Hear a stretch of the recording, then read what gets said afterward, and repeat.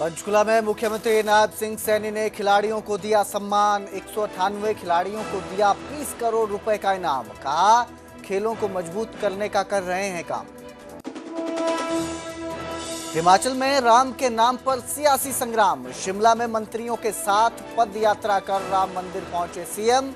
BJP बोली, जिन्होंने अयोध्या में मंदिर नहीं बनने दिया वो राम प्रेम दिखा रहे हैं।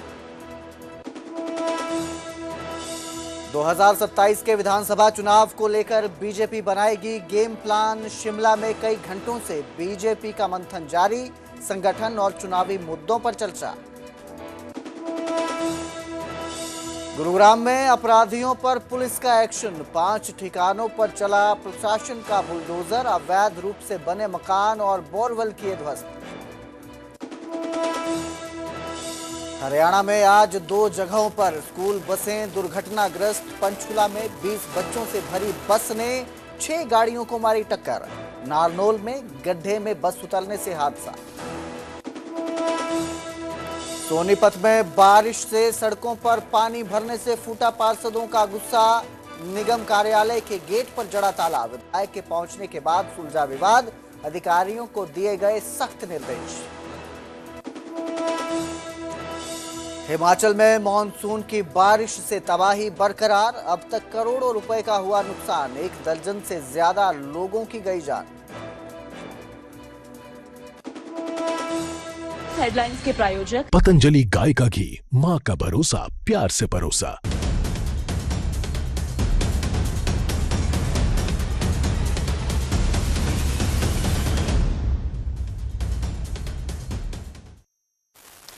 नमस्कार।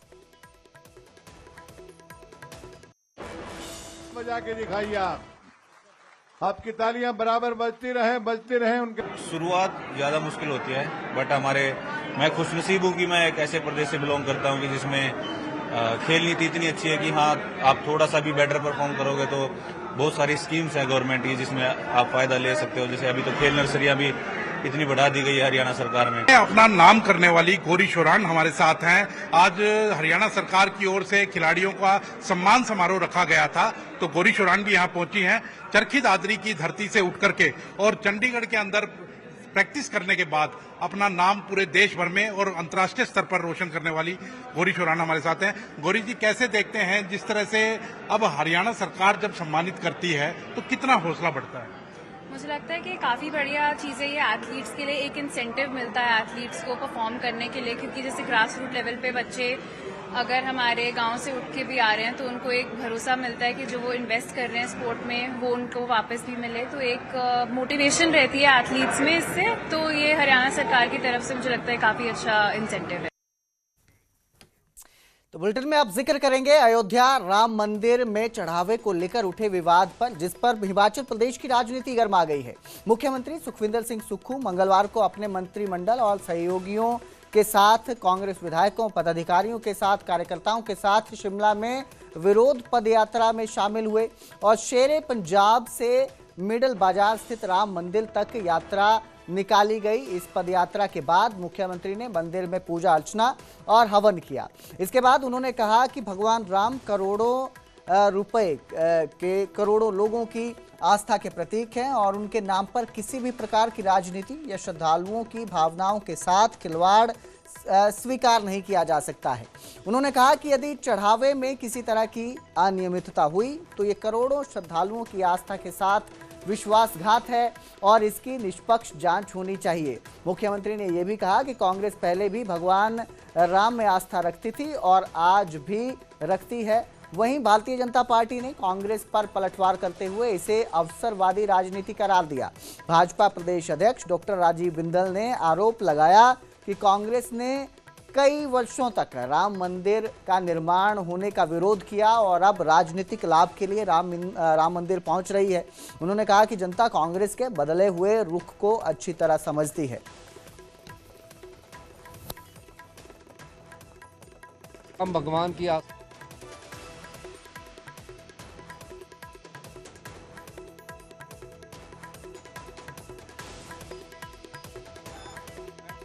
मैंने भी राम भगवान की आस्था में चंदा दिया है। मैं उस भावना पर उस भावना के अनुसार चंदा दिया कि क्योंकि हिंदू संस्कृति जो है सर्वधर्म सम्मान की है। चंदा दिया। राम मंदिर, हमारी कांग्रेस की सरकार है, राम मंदिर में केंद्र में भारतीय जनता पार्टी की सरकार थी, आधे दिन की छुट्टी की, क्योंकि हमने पूरे दिन की छुट्टी इसलिए की कि राम के जो आदर्श है, राम जी की जो प्रेरणा है, उसको हमने अपनाना है। आज हमारे आराध्य क्या राम मंदिर अयोध्या में बना है, इसलिए हमने पूरे दिन की छुट्टी की। तो मेरा ये मानना है कि भारतीय जनता पार्टी अपनी भावना को, अपनी नीयत को साफ रखे। 100 चूहे खाकर बिल्ली हज को चली, वो पार्टी जिसने लगातार तुष्टीकरण के आधार पर हिंदुओं को 3rd ग्रेड सिटीजन बना करके रखा, वो पार्टी जिसने श्री राम जन्म स्थान पर राम मंदिर का लगातार विरोध किया, कांग्रेस पार्टी जिसने 70 साल तक भगवान राम को ताले में रखा और उसके बाद दशकों तक टेंट में रखा, आज उनको एकदम से भगवान राम के प्रति प्रेम पैदा हो गया। तो मेरे सहयोगी रणबीर शिमला से हमारे साथ लाइव जुड़े हैं। रणबीर, एक तरफ कांग्रेस जो है वो प्रदर्शन कर रही है और जो है जितना भी घोटाला हुआ है, कथित घोटाला जो है उसको लेकर सवाल उठा रही है, वहीं दूसरी तरफ बीजेपी भी पलटवार कर रही है। किस तरह की स्थिति देखने को मिल रही है?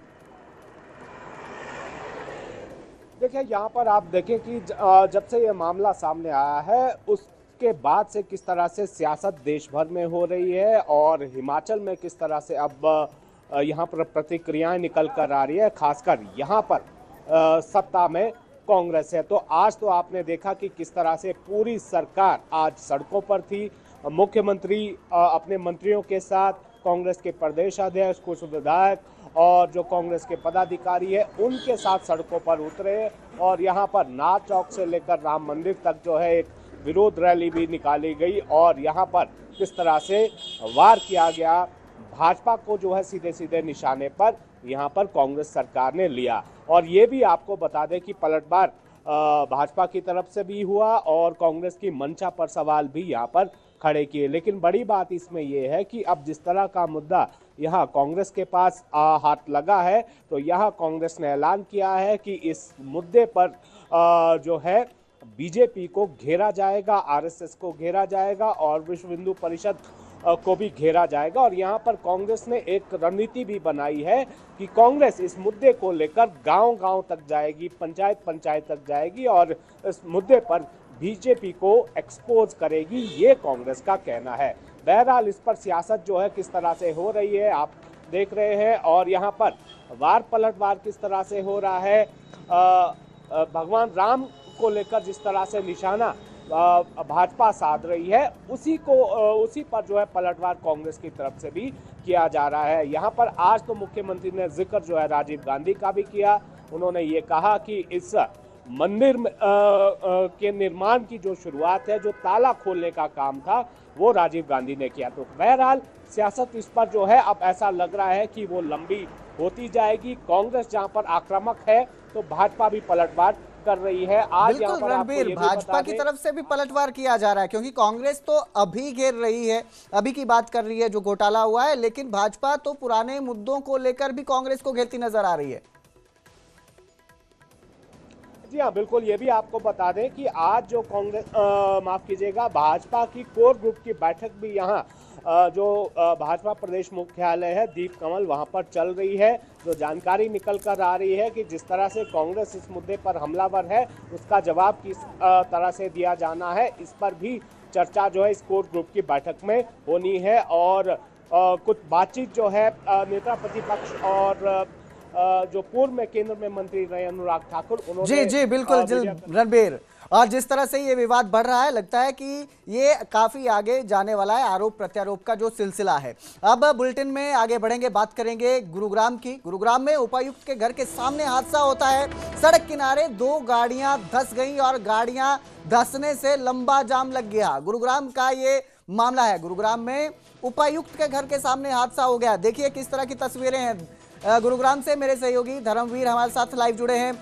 धर्मवीर, कुछ घंटों की बारिश और गुरुग्राम की सड़कें खड्डों में बदल गई हैं, तस्वीर सामने आ चुकी है। उपायुक्त के घर के सामने ही हादसा हुआ है। किस तरह की हालात हैं और किस तरह से जो दावे किए जा रहे हैं वो हर बार सिर्फ दावे ही रह जाते हैं, खोखले नजर आते हैं, हकीकत कुछ इस तरह से सामने आ रही है? बिल्कुल, देखिए इस वक्त मैं गुरुग्राम के सबसे वीआईपी इलाके में खड़ा हूं, जो सिविल लाइन का इलाका है। इस इलाके में गुरुग्राम के जिला उपायुक्त रहते हैं, डिविजनल कमिश्नर रहते हैं, पुलिस कमिश्नर रहते हैं, नगर निगम कमिश्नर रहते हैं। इसके साथ में राव नरवीर सिंह का मकान है। ये सभी के जो घर हैं यहाँ से चंद कदमों की दूरी पर हैं। ज़्यादा से ज़्यादा हम कह सकते हैं 20 मीटर से और 100 मीटर के दायरे में इन सारे अधिकारियों के घर हैं। उसके बावजूद आप यहाँ पर देख सकते हैं कि कुछ दिन पहले यहाँ पर बरसाती नाले के लिए यहाँ पर एक गड्ढा खोदा गया था, लेकिन उस गड्ढे को ठीक से भरा नहीं गया और जैसे ही बारिश आई तो ये गड्ढा जो है ये इस पानी की वजह से भर गया और उसके बाद यहाँ पर जो वाहन चालक थे उनको नजर नहीं आया, जिसके चलते ये गाड़ियां जो है इस गड्ढे के अंदर धंस गई और उसके बाद अब इन गाड़ियों को निकालने में काफी मशक्कत जो है वो करनी पड़ रही है। एक स्कॉर्पियो गाड़ी जो है वो अभी भी फंसी हुई है, जबकि एक फॉर्च्यूनर गाड़ी जो है उसको इन लोगों ने इस थार गाड़ी की मदद से निकाल लिया है, लेकिन जो बाकी गाड़ी है वो अभी तक नहीं निकली है। प्रशासन लगातार ये दावा कर रहा था कि वो उनकी तरफ से कई सारे अधिकारियों को ड्यूटी मजिस्ट्रेट के तौर के ऊपर भी तैनात किया गया है। जब भी इस तरह की स्थिति आएगी तो वो उस पर नजर रखेंगे, लेकिन यहाँ पर पिछले काफी देर से ये गाड़ियां फंसी हुई हैं। कोई भी प्रशासनिक अधिकारी यहाँ पहुंचा नहीं है इनकी मदद के लिए। जिन लोगों की गाड़ियां फंसी हैं वो अपने स्तर के ऊपर ही दूसरी जो गाड़ी है थार, उस गाड़ी से टोचन करके इन गाड़ियों को निकालने की कोशिश कर रहे हैं। यहाँ पर किसी तरह का कोई बैरिकेड नहीं लगाया गया था, किसी तरह का कोई वार्निंग वो हम कह सकते हैं साइन बोर्ड नहीं लगाया गया था कि इस तरफ आप ना जाएं वरना आपकी गाड़ी धंस सकती है। और यही वजह रही कि सड़क किनारे जो नाले के लिए जो जगह खोदी गई थी उसको ठीक से भरा नहीं गया और ये गुरुग्राम का पॉश इलाका है। आप जिस तरह से बता रहे हैं कि यहीं पे राव नरवीर का घर है, यहीं पे उपायुक्त का घर है और पॉश एरिया के इस तरह के हालात नजर आ रहे हैं। हर बार का यही है, गुरुग्राम में थोड़ी सी बारिश होती है और इसी तरह के हालात नजर आते हैं। क्या वजह है धर्मवीर जो हर बार इस तरह की स्थिति देखने को मिलती है गुरुग्राम में? अब बिल्कुल देखिए, जो हम कह सकते हैं जहाँ सारे अधिकारी रहते हो उस इलाके का अगर ये हाल है तो आप बाकी शहर का अंदाजा लगा सकते हैं कि बाकी शहर के हालात क्या होंगे, क्योंकि ये जहाँ जो ये इलाका है इस इलाके में सारे अधिकारी रह रहे हैं, मंत्री इस इलाके में रह रहे हैं, जिनका घर यहाँ से महज 20 से 50 मीटर की दूरी के ऊपर है। तो आप अंदाजा लगाइए कि उनके घर के सामने का अगर हालात ये हैं तो बाकी शहर के हालात क्या होंगे, क्योंकि प्रशासनिक तौर के ऊपर हम कह सकते हैं सबसे ज्यादा वीआईपी इलाका है ये। देख पा रहे हैं कि लोग कड़ी मशक्कत कर रहे हैं इन गाड़ियों को बाहर निकालने की। मैं चाहूंगा आप कुछ लोगों से भी बातचीत कीजिए और वो किस तरह से गुरुग्राम की स्थिति को देखते हैं, गुरुग्राम की क्या हालत है, लोगों का क्या कहना है इसको लेकर, ये भी आप बताएं जनता को। अब बिल्कुल देखिए, जिन लोगों की गाड़ियां फंसी हुई हैं वो लोग खुद अब इस वक्त इन गाड़ियों को निकालने के लिए मशक्कत कर रहे हैं, लेकिन इनको भी अभी तक कोई भी मदद यहाँ हम कह सकते हैं प्रशासन के तौर के ऊपर कोई मदद मिली नहीं है। कोई क्रेन यहाँ पर अभी तक आई नहीं है। लोग खुद से अपने आप से ही कोशिश कर रहे हैं इन गाड़ियों को निकालने के लिए। क्या कोई प्रशासन की तरफ से कोई आया है मदद के लिए आप लोगों की? कोई ना आया भाई, खुद ही लाग रहे हैं, देख लो। बिल्कुल देखिए, कोई भी मदद के लिए आया नहीं है। ये लोग खुद से अपने आप से ही लगे हुए हैं, इन गाड़ियों को निकालने की कोशिश की जा रही है, लेकिन ये लोग अभी तक कोई नहीं यहाँ पहुंचा है। क्रेन का इंतजार ये लोग भी कर रहे हैं, लेकिन अभी तक कोई क्रेन आई नहीं है। एक गाड़ी इन्होंने अपनी खुद की मेहनत से अपनी गाड़ी को टोचन करके निकाली, दूसरी गाड़ी अभी भी इनकी यहीं पर फंसी हुई है, कोई भी मदद नहीं मिली है। ये जो एरिया है आप इसी से अंदाजा लगाइए किस तरह के हालात शहर के बने हुए हैं। गुरुग्राम के जो दूसरे इलाके हैं वहाँ पर भी बारिश का जो पानी है वो काफ़ी भरा हुआ है, चाहे वो बस स्टैंड हो, DLF-1 का इलाका हो, सुशांत लोक हो, साउथ सिटी हो, उन इलाकों के भी हालात कुछ ऐसे ही हैं कि वहाँ पर भी जल भरा हुआ है। लेकिन यहाँ पर जो नाला खोदा गया था उस नाले की वजह से यहाँ पर ये गाड़ियाँ फंस गई हैं। वीआईपी इलाके की ये गाड़ियाँ थी और अब ये कोशिश कर रहे हैं कि इन गाड़ियों को किसी भी तरह से निकाला जाए, लेकिन ये गाड़ियाँ निकल नहीं रही हैं और अभी भी यहाँ पर फंसी हुई हैं। आप तस्वीरों में भी देख सकते हैं। जी बिल्कुल, जी बिल्कुल, बहुत बहुत शुक्रिया इस तमाम जानकारी के लिए धर्मवीर। तो फिलहाल कुछ घंटों की बारिश ने ही गुरुग्राम के हालात खराब कर दिए हैं और किस तरह के हालात हैं आप देख सकते हैं। पोश एरिया था ये इलाका है, पोश इलाका है जहां पर इस तरह के हालात हैं। अगर हम बाकी गुरुग्राम की बात करें तो आप अंदाजा लगा सकते हैं कि किस तरह के हालात गुरुग्राम में देखने को मिलते हैं जब बारिश होती है उस वक्त।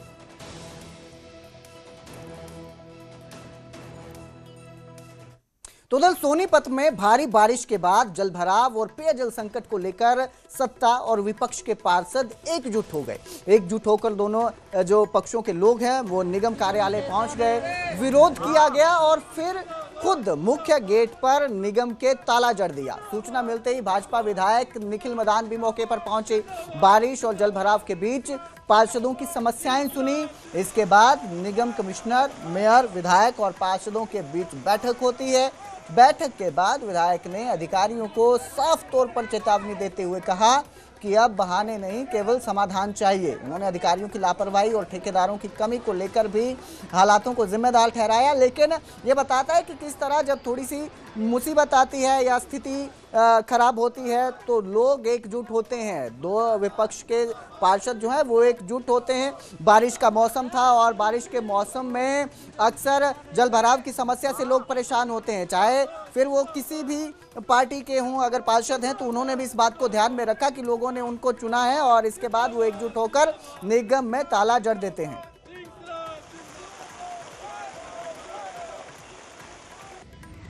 सोनीपत शहर में लगातार गंदा पानी भरने की वजह से सीवर ओवरफ्लो हो रहे हैं और एक हल्की सी बारिश में पानी भर जाता है और गंदे पानी की सप्लाई हो रही है।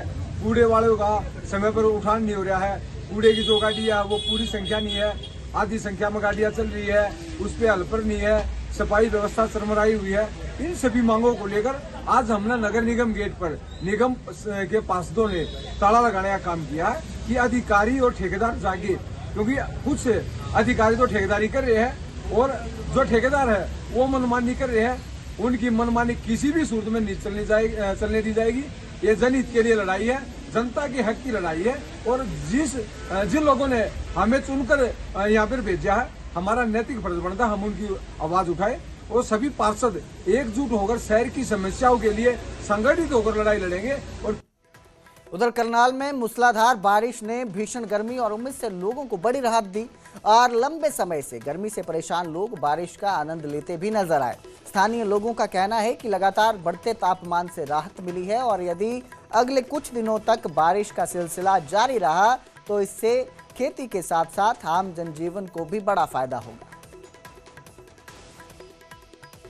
करनाल में सुबह से ही लगातार बरसात हो रही है और इस बरसात के बाद गर्मी से राहत जरूर मिली है। इस वक्त मैं मौजूद हूं करनाल के महात्मा गांधी चौक के नज़दीक और आप देख सकते हैं सुबह से ही जो बारिश हो रही है उसमें लोगों को इस गर्मी से राहत जरूर मिली है और ख़ास तौर पर अगर बात करें फसलों की तो फसलों को भी काफ़ी ज़्यादा फ़ायदा होगा, क्योंकि धान की फसल के लिए पानी की काफ़ी ज़्यादा आवश्यकता होती है। वहीं अगर बात करें करनाल शहर की तो थोड़ा बहुत जल भराव शहर के अलग अलग कोनों में भी देखने को मिल रहा है। बहुत सारे लोग अपने दफ्तर की तरफ जा रहे हैं, कुछ लोग दफ्तर से वापस आ रहे हैं, लेकिन इस बरसात के बाद जो पिछले दिनों लगातार उमस पड़ रही थी, गर्मी थी, उससे ज़रूर निजात मिलेगी, क्योंकि पहले बारिश हुई, उसके बाद धूप निकली और फिर जो है उमस देखने को मिल रही थी। लोग लगातार गर्मी से परेशान हो रहे थे, लेकिन ये जो बारिश हुई है आज के दिन जो लगातार सुबह से देखने को मिल रही है, उसके बाद थोड़ी बहुत ठंडक जरूर आई है। काफ़ी दिनों से बहुत तेज गर्मी पड़ रही थी और इस बार यह बताया जाता है कि लीनो का असर बहुत ज़्यादा रहेगा, लेकिन आज की बरसात को देखते हुए लगता है कि लीनो का असर बहुत कम है। बहुत अच्छी बरसात है, फसलों के लिए बहुत फायदेमंद है और गर्मी से भी सबको राहत मिलेगी। एक बार तो दोबारा हुमस बढ़ेगी जैसे बरसात बंद होगी, लेकिन अभी कुछ दिन तक बरसात रहने की संभावनाएं हैं, जिससे स्पष्ट है कि 3-4 दिन अगले बहुत अच्छे गुजरेंगे। हाँ जी, बहुत अच्छा लग रहा है जी। काफ़ी दिनों से बहुत गर्मी पड़ रही थी और पानी की बड़ी समस्या आ रही थी बहुत जी, और भगवान ने ये मौसम बहुत अच्छा गया। सांस लेने तक में दिक्कत आ रही थी, इतनी गर्मी थी भयंकर, और बारिश से बहुत अच्छा लग रहा है। अच्छी बारिश हुई आज, बहुत बढ़िया लग रहा है। तो हरियाणा में मैदानी इलाकों में बारिश के साथ साथ हिमाचल में भी मौसम ने करवट ले ली है और बड़ा बेरहम बना हुआ है। हिमाचल में इन दिनों जमकर बारिश जो है वो कहर ढा रही है। मॉनसून की शुरुआत में ही नदियों ने विकराल रूप धारण कर लिया है और लोगों की जान मुश्किल में पड़ गई है। ये रिपोर्ट देखिए। बरसता मानसून, डूबता हिमाचल प्रदेश, टूटती सड़कें, मुश्किल में पड़ती जान। यह हाल उस हिमाचल प्रदेश का है जो हर बार मानसून की बारिश में त्राही त्राही करने लगता है। इस बार भी लगातार बरसते मानसून ने शुरुआत में ही अपना विकराल रूप दिखाना शुरू कर दिया है। नदियों ने विकराल रूप धारण कर लिया है और सड़कें मिट्टी बनकर बही जा रही हैं। आने वाले दिनों में तबाही का मंजर अभी और भी ज्यादा भयानक हो सकता है। मानसून ने दस्तक दी है, तब से लगातार कुछ एक जिलों में बारिश का दौर रुक रुक के जारी है। कुछ एक जिलों में भारी बारिश भी लगभग हर एक दिन हमें देखने को मिल रही है। कल 5 जुलाई को भी हमें कांगड़ा, ऊना और सिरमौर जैसे जिलों में भारी बारिश देखने को मिली है। बारिश का ये जो दौर है रुक रुक के हिमाचल प्रदेश में अगले 5 से 7 दिनों तक लगातार हमें देखने को मिलता रहेगा। हिमाचल में पिछले 3 साल में भारी बारिश, बाढ़ और भूस्खलन की वजह से 1000 से ज्यादा लोगों की जान जा चुकी है। साल 2023 में बाढ़ और भूस्खलन की घटनाओं से करीब 509 लोगों की मौत हुई थी, जबकि 12,000 करोड़ रुपए का आर्थिक नुकसान भी प्रदेश को झेलना पड़ा था।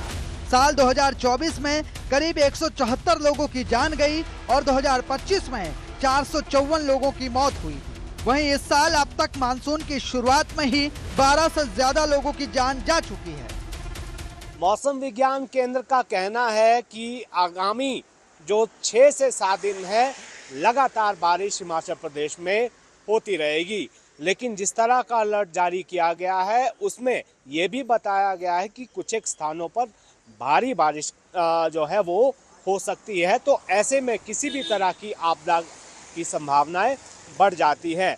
तो यहाँ से यही एडवाइस किया जा रहा है, अपील ये किया जा रहा है मौसम विभाग की तरफ से, जो लगातार अपडेट्स जारी किए जा रहे हैं, चाहे वो मौसम विज्ञान केंद्र शिमला की तरफ से हो, डिस्ट्रिक्ट एडमिनिस्ट्रेशन की तरफ से हो, चाहे राज्य सरकार की तरफ से हो, उन निर्देशों का जो है वो पालन किया जाना चाहिए और अनावश्यक यात्रा से बचना चाहिए। हर साल मानसून की बारिश से पहले सरकार की ओर से पुख्ता व्यवस्था बनाई जाती है और आपदा के प्रभाव को कम करने का दावा भी होता है, लेकिन मानसून की बारिश सरकार की तैयारियों और दावों को पूरी तरह से बहा ले जाती है। इस बार भी सरकार के मुताबिक मानसून से निपटने के लिए तैयारी पुख्ता है, लेकिन बरसते बादलों से तबाही का मंजर रुकने का नाम नहीं ले रहा है। पिछले साल से और जो 2023 में 2025 में जो नुकसान प्रदेश में हुआ उससे हमने बहुत सी चीज़ों को सीखा है।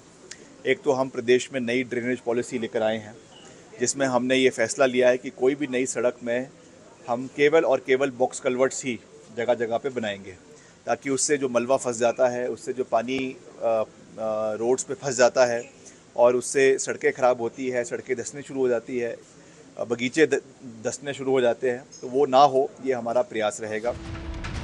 बहरहाल मानसून की बारिश से हिमाचल में होती तबाही की शुरुआत अब फिलहाल यूं ही जारी रह सकती है, क्योंकि मानसून के शुरुआती 6-7 दिनों में ही जब 50 से ज्यादा सड़कें बंद हो गई और 12 से ज्यादा लोगों की जान चली गई, तो आगे हालात क्या होंगे इसका अंदाजा लगाया जा सकता है। शिमला से रणवीर सिंह, न्यूज़ 18 पंजाब, हरियाणा, हिमाचल।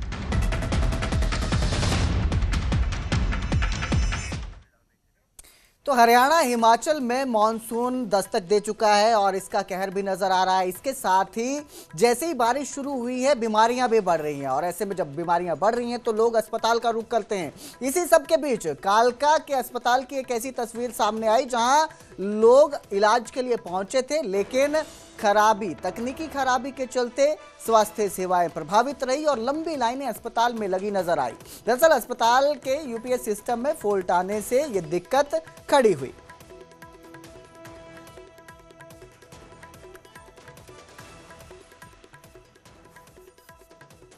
फिलहाल इस बुलेटिन में इतना ही। बाकी की खबरों के लिए आप देखते रहिए न्यूज़ 18 पंजाब, हरियाणा, हिमाचल।